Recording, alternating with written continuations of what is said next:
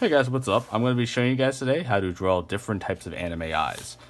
So, you basically have your basic eye, which just is pretty easy to draw. You start off with a curve like that, just a basic curve, and you want to be swift with it. And then you do a curve down on the other side. And then the other side, same thing, just do a basic curve. And then you want to round off the bottom like that. And you don't have to go as fast as I did.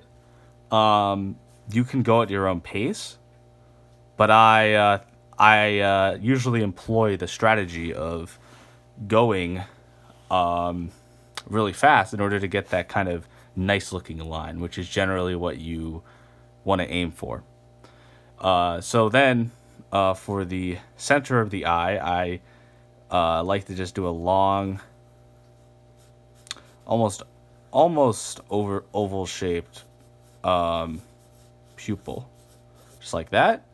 And then you would naturally have your highlights, be one there, and that's kind of how you do your basic eye. Now, if you want to do an eye that is in a resting kind of mood, like a satisfied resting mood, you would start like this, do another curve, and then you would put the eyelashes like that on either side. Maybe put a little bit of some highlight just to make it look fancy. A little bit more detail up here. And then you would just go like this. Round it off. And you would have a little bit more detail added just to make it look more bushy, sorry, because the eye is closed. And then maybe even put some highlights here to demonstrate the fact that he's asleep.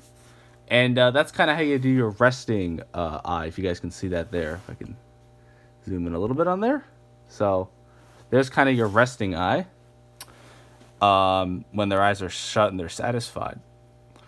So if you want to draw, let's say you don't really like this eye and you think that it is lame. Okay, fine.